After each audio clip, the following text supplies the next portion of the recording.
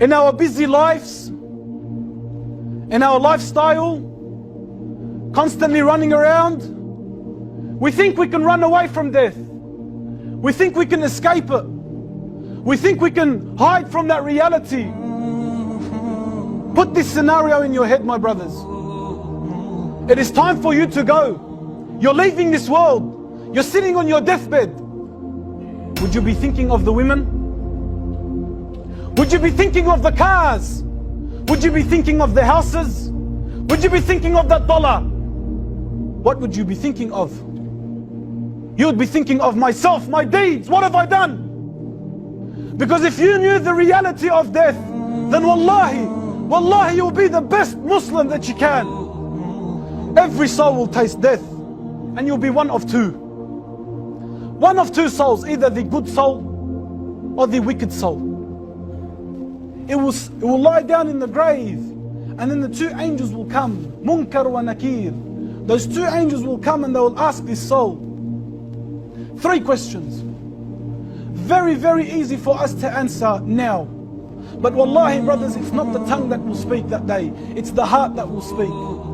Those two angels will ask the 3 questions. Who is your Lord? What is your religion? And who was the man that was sent to you? Who is our Lord? It is Allah subhanahu wa ta'ala. What is our religion? It is Islam. And who was the man that was sent to us? It is Muhammad sallallahu alayhi wa sallam. On that day, my brothers, it is not the tongue that will speak, it is the heart that will speak.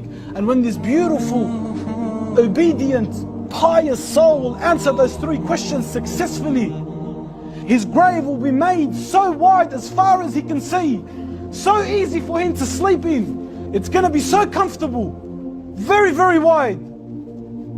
And a window will be opened for him. And he can start to smell the fragrance of Jannah. And he can see his position in Jannah.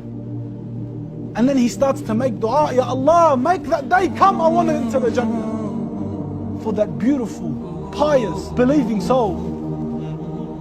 As for the second type, the wicked soul, after he goes into the grave, the 2 angels, Munkar wa Nakir, will come down to this soul and they will ask the 3 questions. And wallahi, my brothers, it is your heart that will answer these questions, not your tongue. It is your heart.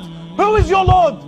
What is your religion? And who is the man that was sent to you? This disbelieving soul, this wicked soul, this soul that wasn't obeying Allah subhanahu wa ta'ala, this soul was disobedient to Allah subhanahu wa ta'ala, won't be able to answer those questions. So then what happens? The angels smack that soul with a metal hammer 70 meters down into the ground. His grave will be made so tight on him, so tight he can't even move. And then a window will be open for him. That's your position in hellfire. Know it. That's yours. For the disbelieving soul. Wallahi, my brothers, every single one of us will taste death. And every single one of us will go through that process.